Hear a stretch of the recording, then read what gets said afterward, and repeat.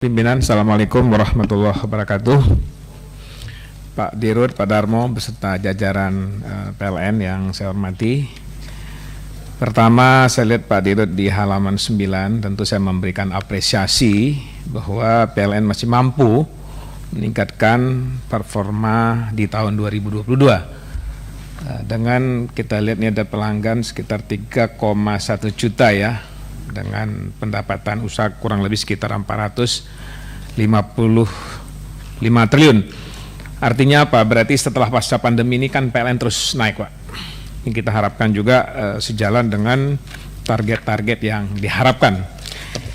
Yang kedua, Pak Dirut, saya melihat juga di halaman 14, saya merasa bersyukur juga di sini saya lihat rasio elektrifikasi PLN berhasil ditingkatkan melalui pemanfaatan PMN ya.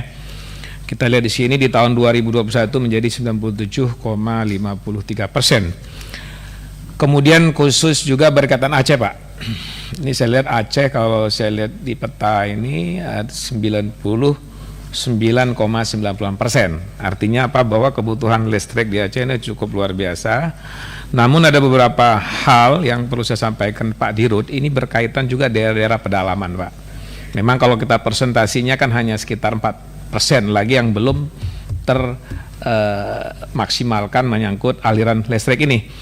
Ini saya kebetulan kita rajin ke dapil, Pak, melihat kondisi-kondisi masyarakat di pedalaman ini. Saya berharap juga PLN ini juga melihat nih desa-desa yang terpencil, yang aksesnya sulit, Pak. Ini kita harapkan juga PLN hadir. Kebetulan ada di tempat saya di Aceh Utara, Aceh Timur itu memang daerah yang cukup sulit ya. Saya berharap juga ini juga bisa menjadi support dari PLN berkaitan dengan khususnya akses ya untuk aliran listrik di daerah pedesaan.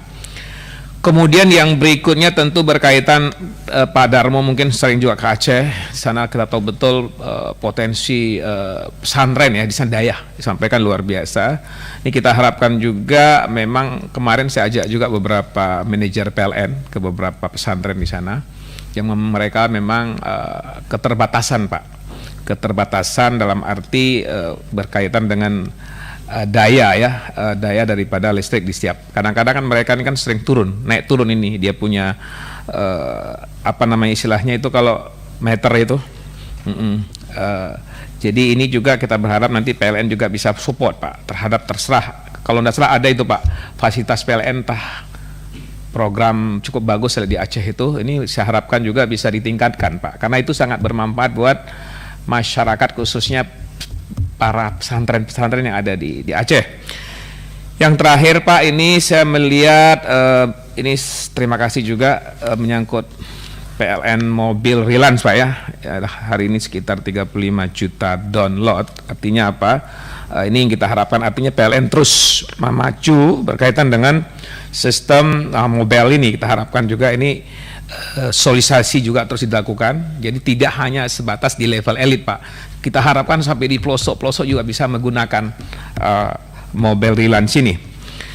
Kemudian yang berikutnya menyangkut EBT, Pak. Kita tahu betul Indonesia ini memiliki potensi energi baru dan terbarukan yang sangat melimpah, termasuk juga energi surya, bayu, hidro, bioenergi, panas bumi, dan juga laut ya. Tentu saya ingin dapat gambaran, Pak Dirut, dengan kondisi energi kita yang berlimpah ruah ini.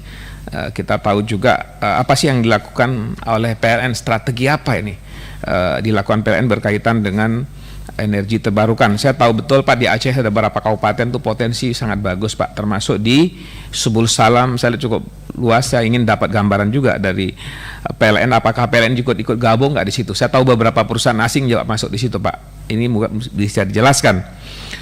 Saya pikir itu beberapa hal, pimpinan.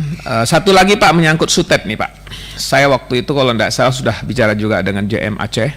Ini mengaluh masyarakat. Jadi ada satu keluarga, Pak, kebetulan di pinggir jalan tuh di Lok Semawe itu. Mereka ini sudah kemana-mana mengadu, Pak. Terakhir ke saya mengadunya kan. Tapi dari PLN nggak ada solusi, Pak. Bahkan PLN mengarahkan silakan gugat secara hukum.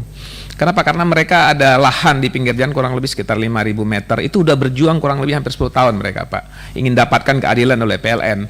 Kenapa? Karena setelah kita lihat di situ, Pak, bahkan di dinding rumahnya pun kalau dipegang kontak, Pak. Tapi oleh PLN dianggap itu sudah sesuai aturan, Pak. Tapi mereka sampai hari ini tidak bisa menggunakan lokasi itu untuk mereka berusaha. Boro-boro untuk membangun ruko. Ini saya lihat nanti mungkin tembusan saya bisa kasih surat ini kepada Pak Dirut nanti. Artinya saya sampaikan beberapa kali memang sudah pernah dibalas oleh PLN. Tapi memang nggak ada solusi. Ditambah alat apa istilahnya supaya dia tidak apa istilahnya kontak ya. Tapi nggak solusi juga, Pak. Artinya apa kira-kira langkah PLN nanti membantu masyarakat hal-hal seperti ini sehingga mereka itu sudah mengadu kemana-mana, Pak. Tidak ada solusi. Mudah-mudahan juga Pak Dirut bisa memberikan. Bahkan mereka mengatakan sudahlah Pak Muslim dibeli aja oleh PLN karena lokasi strategis katanya. Karena mereka nggak bisa ngapain untuk berusaha, Pak. Karena terganggu betul dengan keberadaan sutet yang melewati lokasi usaha mereka. Terima kasih. Assalamualaikum warahmatullahi wabarakatuh.